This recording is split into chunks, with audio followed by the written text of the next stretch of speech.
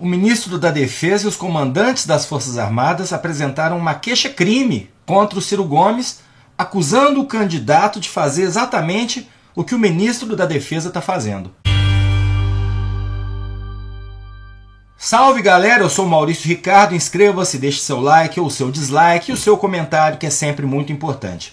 O candidato do PDT à presidência, Ciro Gomes, deu uma entrevista para a Rádio CBN, onde ele falou aquilo que parece ser um lugar do brasileiro Bruno Pereira, e a última entrevista dele bastante esclarecedora para confirmar.